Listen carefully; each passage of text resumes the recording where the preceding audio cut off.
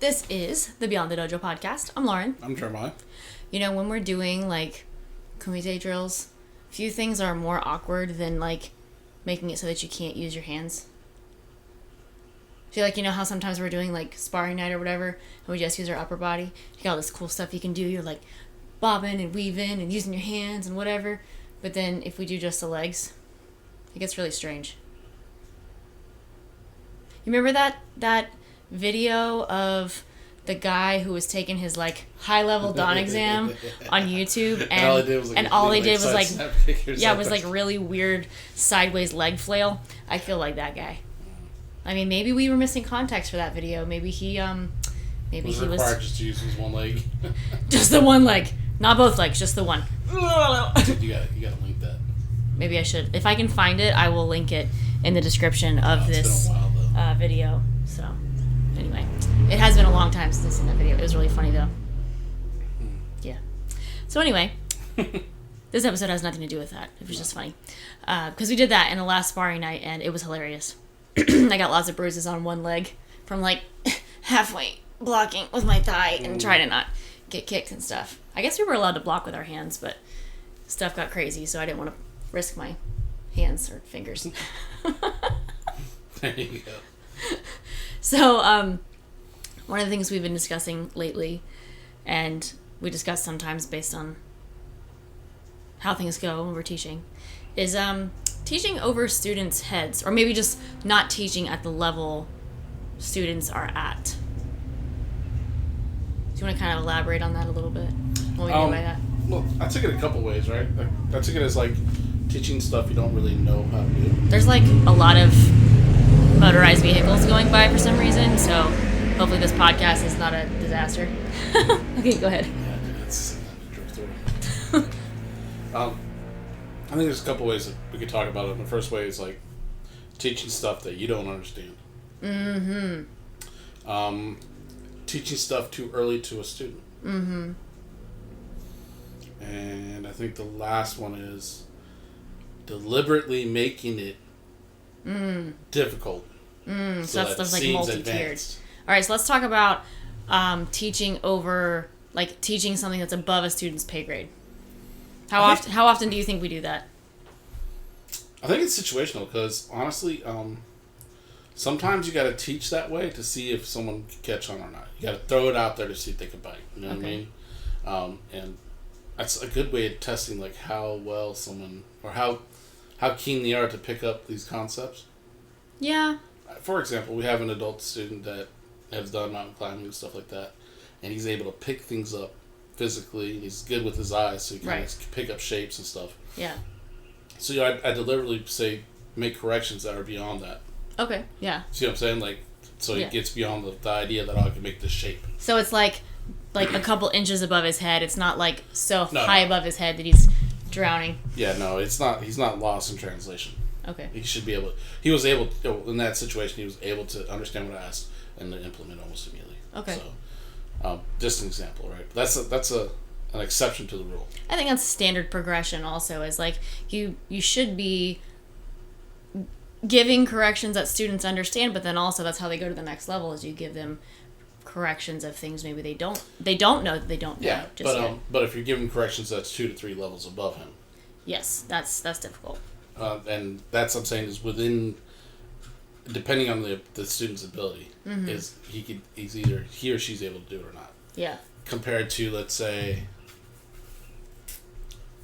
you want to share an example of teaching overheads? Because I've got one for me too. So. I don't really have an example per se, but you want to talk about when you went to visit? Yeah. So, recently I got asked to do this friendly exchange of teachers and ideas with Shitoru school in Tavares, and I went in there thinking one thing, right? Thinking that it's going to be this thing where it's going to be a well thought out soapbox kind of conversation where we're talking about the essence of this and that, and talking to guys that had, in my mind, they're going to be guys who had experience in this, and it ended up being... The whole premise was that he was supposed to teach the essence of Shotokan, and the other guy was teaching the essence of Shito-ryu. Yeah. Right? And the more I thought about essence of Shotokan, the more I didn't think we were so different from everybody else. Mm-hmm. You know, there wasn't this thing, and so I got fixated on the idea that we're all the same. Mm. That we're just there's differences and like slight differences, but in the overall picture, it's all the same. Okay. Right. And yeah. I not to say, and I'm not trying to be disrespectful to the students. I think they're a great group. That dojo was awesome. They had an open mind. They're willing to learn. Mm-hmm. But in that instance, I felt like I was using a language they didn't understand. Yeah, I can see that. So I think dojos tend to have their own dialect, in a sense, like their own individual either phrases or ideas that people can understand. That you have to, if you were outside from the dojo, you'd have to be explained to a little bit. And I think that's where it happened there. Where it just, I was like, So we end up doing, they liked this Shotokan side snap kick. Okay. So I just did like the last side snap kick. Side snap kick, we'll just do that, guys. Right, but which is also a very complicated It's kick. a very complicated, it's one of our harder kicks, right? It taught me that I gotta know my audience, right? I gotta know the students that I'm trying to reach, generally, right? Or be able to decide or discern their abilities right away. Yeah. It's hard when there's a lot of stylistic difference. Mm-hmm. So that was the thing that caught me off guard too. Right. But I thought about it more, and at first I thought I might have taught over their head, but in reality I got over my head. Like I wasn't prepared for them. Right. You know what I'm saying? And it was an eye opener. It was like, you know what? I gotta do certain things. I have to be a certain way. Yeah. When it comes to those opportunities, so. Well, it's a good learning experience. Like this is like a problem I used to have. Is like, I think sometimes practitioners in any field, they want to impress their peers. Right. So they get all caught up in their own jargon and their own way of doing things and their own, like, this is the way. So they harp on that and they get really intense and really advanced in that vein. But then whenever they meet someone who is not in that line of thinking or who is a beginner, I think they have a hard time watering things down. And what was really funny is that, this isn't funny, but I talked about it on the podcast before. I was like, right when I got out of college and I started personal training, you're like, well, why don't you know this to other people? But they don't know. They don't know what any of this terminology means. They don't know that toning muscle is not a thing. I mean, but like for some reason you expect them to understand the way that you communicate, and that's not the sign of a good set of instruction. That doesn't mean that you're not a good teacher in general, that you're not trying to improve, but that's not a good way of communicating. So I totally get it. That's totally been through that. That was a humbling experience. Obviously, I thought I had something to do, and it just Jakes. I think like right after that, maybe it was right before, it was like one of the first nights I did any kind of teaching in the teens and adults class on our sparring night. You had asked me to hop in, and I think we had a little bit of miscommunication, but I started going on a drill, and it went from like 0 to 100 real fast, because it was like sort of basic and sort of difficult, and then it was that couple inches over their heads, and then it was like whoop, we were all drowning at that point, because I'm just like trying to explain how to do it, trying to do it with them, no one's catching on, and like I'm not gonna lie to you, like I left the floor in tears because I totally screwed that up. It was very embarrassing, and it's not a class that I've been able to teach for a while just because of the way we have to orient classes with taking care of the baby and all that kind of stuff. So it happens, unfortunately, even after you've been teaching for many years. And I think being in regular practice with teaching does help you not make those kinds of mistakes, but it does happen, obviously. So, whoops. Yeah. And sometimes I think I'm beginning to have the feeling like the more basic you can start the actual movements and technique, the more basic that part is, and the more layers you can very gradually add, the very gradual progressions you can make without it becoming way too uncomfortable for everybody. What do you think? Now, sometimes you gotta take the middle steps out. and jump from one point to, you know what I mean? Sure. Like in my opinion, and my approach is, if I try to layer things too much, it gets overwhelming. Like there's too much there, right? And then you lose the forest for the tree in a sense, right? But I tend to jump, right? I'll start here, the most basic, intermediate, then to the advanced. I don't kind of like layer it in a sense. Yeah. The way I think you're describing it. Yeah. Yeah. So. I guess that's the way that makes most sense to me, and I know that I don't want to talk over people's heads, and I know that sometimes I can do that. So, for me, I think it's a way of holding myself accountable. Yeah. So. But it also comes down to set as thought. Talking about dojo dialect, right? And just different things. What if all karate schools used scientific terms to describe physical movement? That would be very different. Yeah.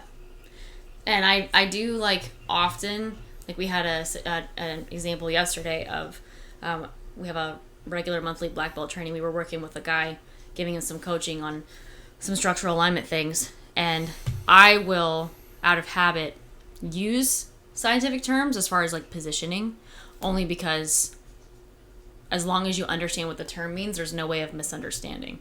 So. Yeah, but he's also he's also a physician, so that does help. But what I'll do with our younger students is I will actually use the terminology, and then I will show them what it means, and I try to be consistent with that language. So I think consistency in language may be more important. I mean, if we're trying to talk about cross dojo communication, that's the reason that they have standardization of the description is right. It's kind of necessary for a big picture growth. Yeah. But even if you're consistent in your own dojo, it helps. Yeah. So. All right. So the second one was I don't think there's anything wrong with teaching students. Like personally, some of the highlights of my Q days was like being able to go to like summer camps or whatever, seminars, and learning a kata that I wouldn't be able to do in class for another belt or two.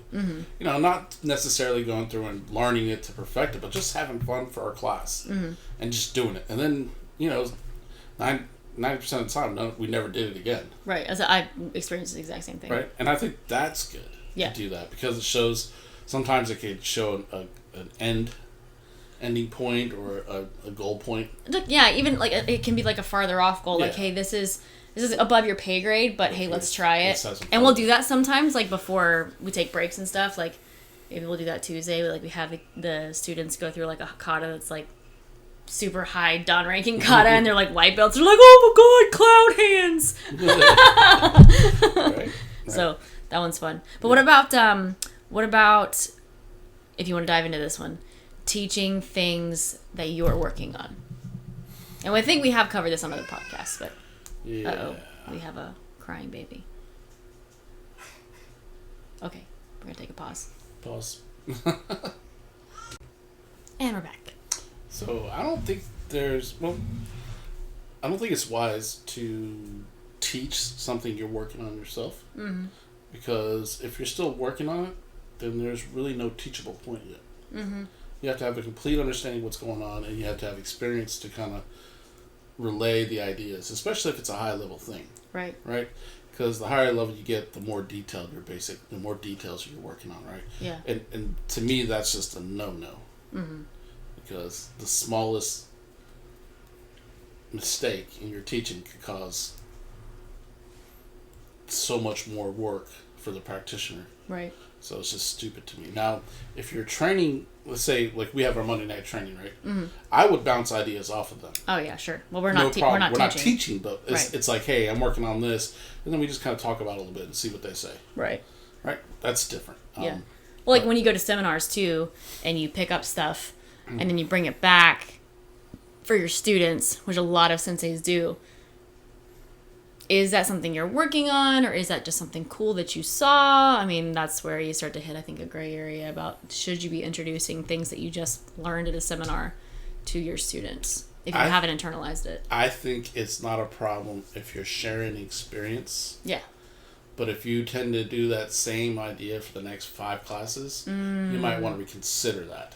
You You know what I mean? If it's now the go-to technique that everybody has to do, you know, and it's got to be done this way, then you might want to make sure you're doing it correctly first. So one year, my sensei went to a seminar and learned Meikyo, and we did it as like Shodans I think I was a Nidan, and then we had a bunch of young Shodans.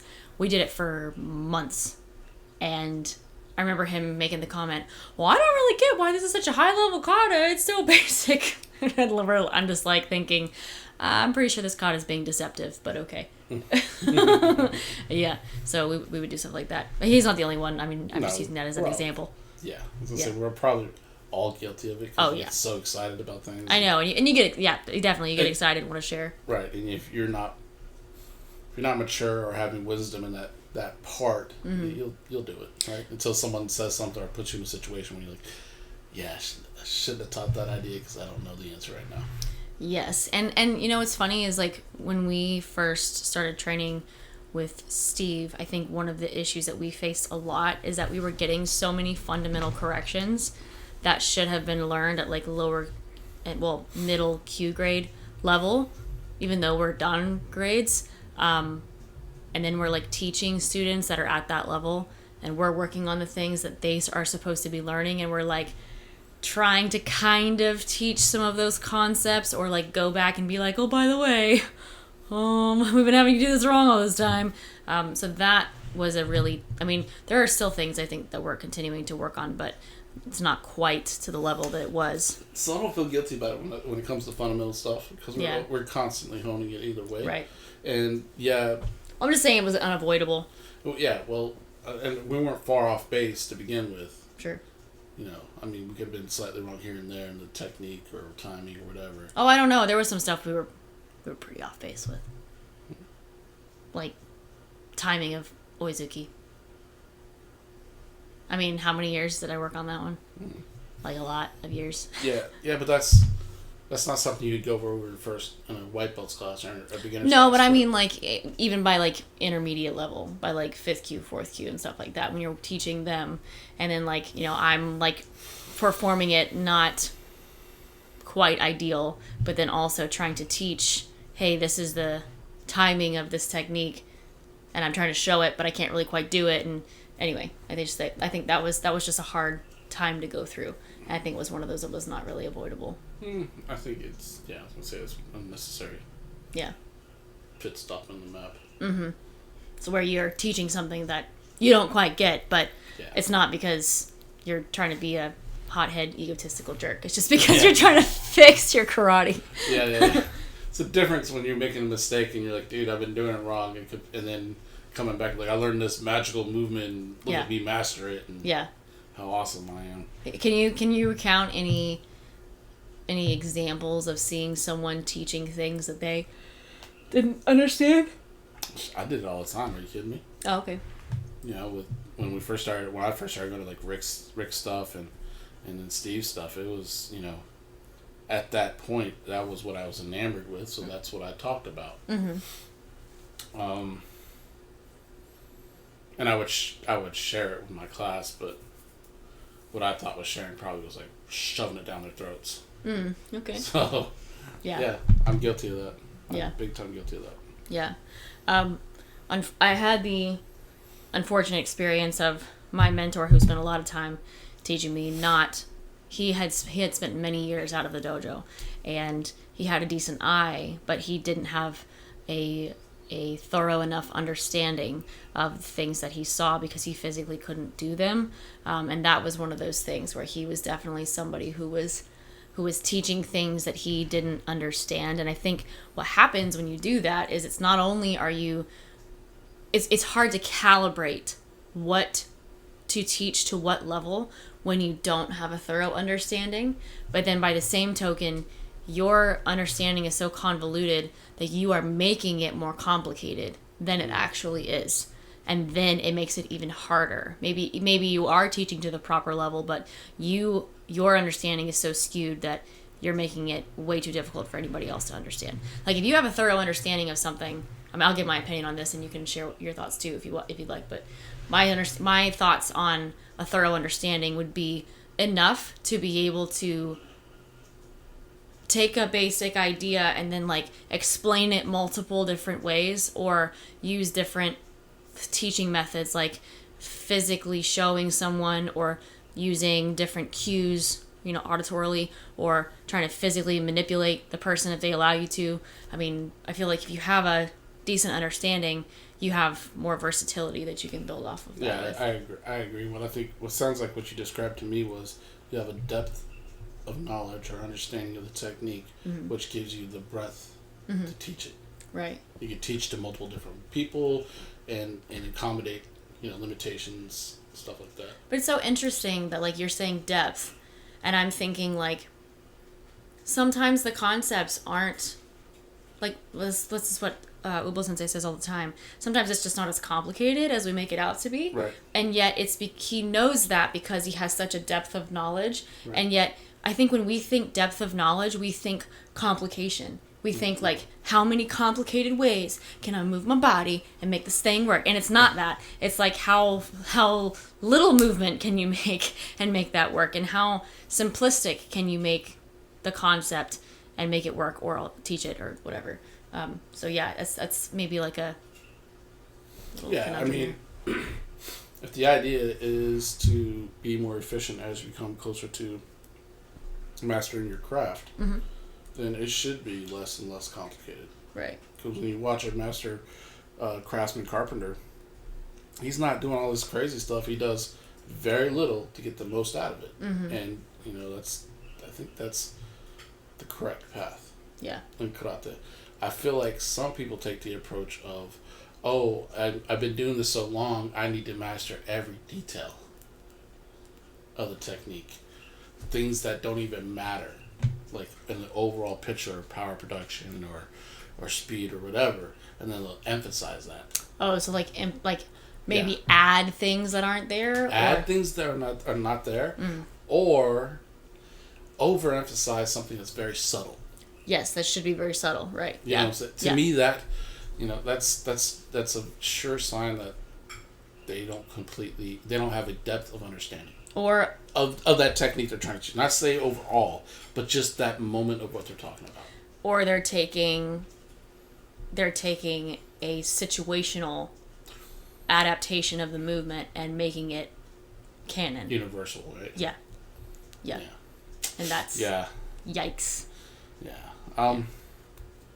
It is what it is, right? Hey, so this is just an example of that. So I'm kind of going to talk about my mentor again. So one of the reasons he would get so confused is he would watch videos of an instructor teaching, and he would try to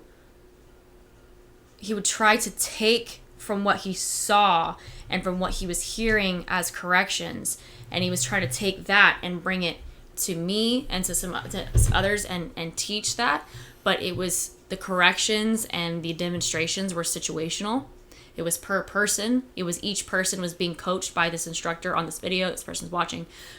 So that made things it was just kind of an example of that, where it really made things complicated because it's those corrections were not relevant to me necessarily, right. But he just didn't know.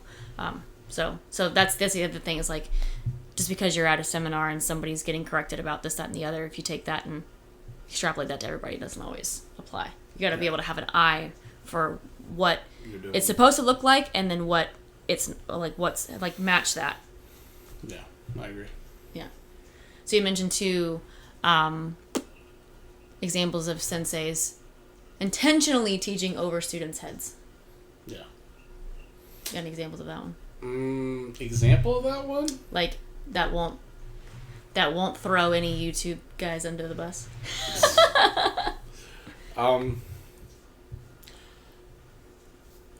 Honestly, it's everybody's dealt with an egotistical teacher. Mm-hmm.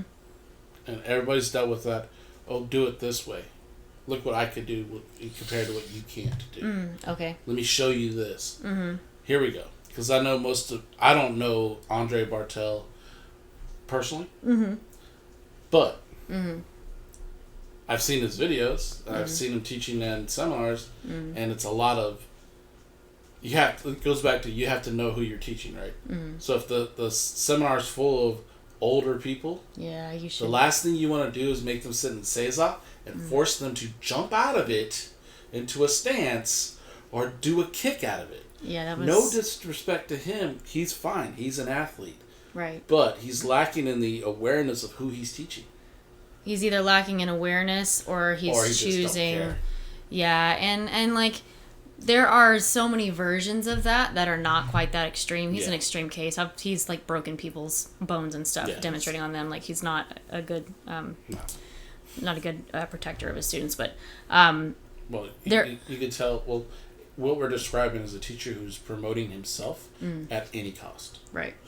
Yeah. All that matters is how people view me, not the product I produce or the students I teach. I feel like like if a teacher is doing this like over the head thing, they're doing one of two things. They're either showing off their athleticism, or they're intentionally overcomplicating something, or both. For what game though? I think teachers like to see their students go, wow. I said wow for those of you who are listening on audio. Wow. Wow. This is an ASMR podcast now. Wow. Oh, wait, let me take the pop filter off. Sorry. But yeah, I think they like the accolades. They like the wow factor. I mean, there are teachers who aren't trying, who are excellent, and you see the audience go, wow, because they're just so incredible. But then I feel like sometimes teachers, I mean, to be fair, everybody's got an ego. And sometimes I think even the best of us, the best of the two of us. The best of us. Sometimes we'll show off just a tiny bit. Sometimes it's good to, quote, show off a little bit, only to show students what they're capable of. If you're showing them something that they are capable of, or you're trying to demonstrate a concept, that kind of goes back to teaching just over their heads. Right. But if you're doing something that they're never going to be able to do, or you're teaching it in such a way that they're never going to be able to understand it, either intentionally or unintentionally, because sometimes teachers, I think, get lost in this ambiguity thing, and it's like it's not helpful. Yeah. Well. Yikes. As long as they're teaching with a purpose to improve their students, I guess. Well, that's different though. I mean, that's teachers who want their students to improve. Yeah. Point. It's like we're describing teachers that don't really care about their students. They care about what their students can do for them, not what they can do for their students. Yeah. That's the problem. But I think that's old school approach, and I'm starting to see that fade away. What is the it's all about me it's approach? All about me. I'm the teacher. Bow to the sensei when he walks on the floor. Bow, that kind of overzealous respect and the whole like putting the sensei on a pedestal thing. That is called narcissism.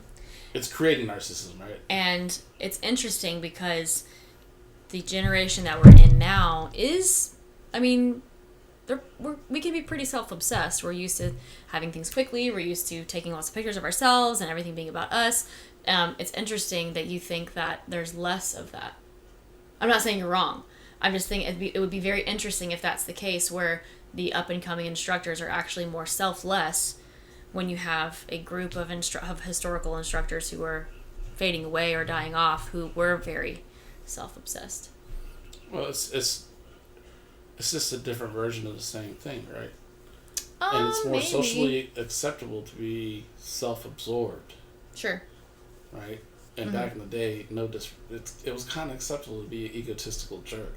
Whenever you were an instructor. And as an instructor, it's kind of like, oh, that's because he's an instructor. Mm-hmm. All the years of karate kind of thing. It's like, no, he's a dick. He's a jerk. Yeah. So jerk. Don't be what he said. Yeah, don't be that. Yeah. Teach at students' heads. Point. Right. Bullseye. Not over. Don't be unless you're... Oh, yeah. I haven't seen that in a while. Unless you're... What, an eggplant? Just barely. Yeah, I haven't seen an eggplant in a while. My mom's growing one, though. Really? Yeah. Like... Oh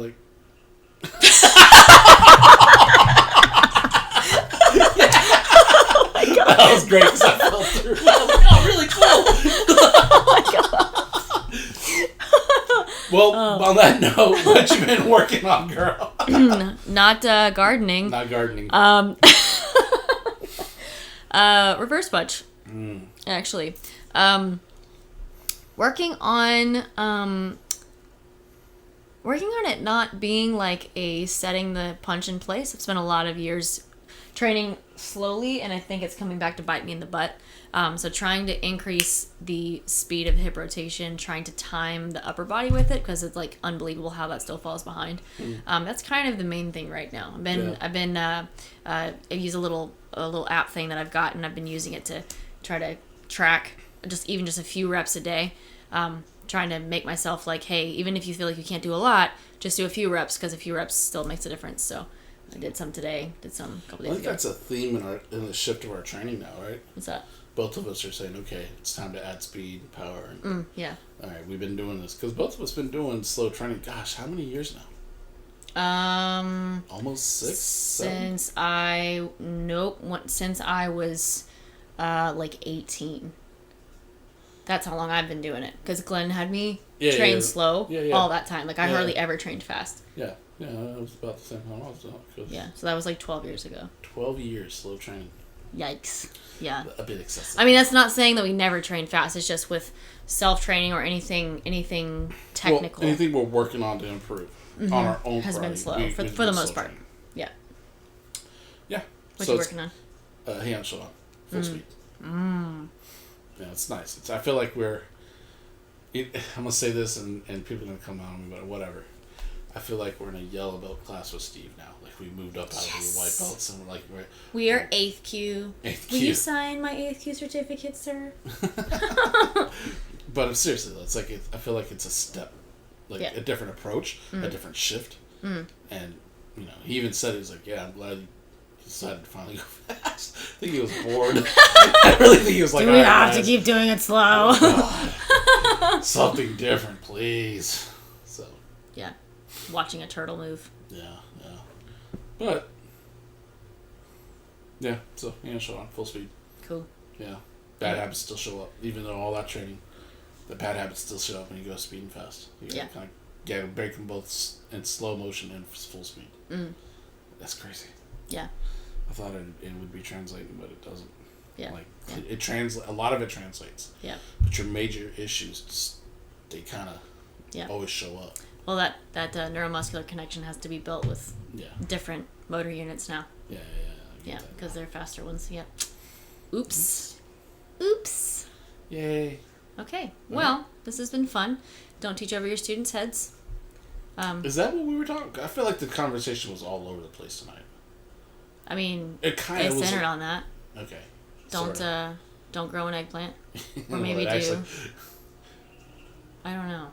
That was hilarious. You should see the one my mom's growing though. Like it. Oh, it's big? It kind of looks like. Doesn't look like an eggplant. Okay. I'm just saying. Okay, bye. Bye.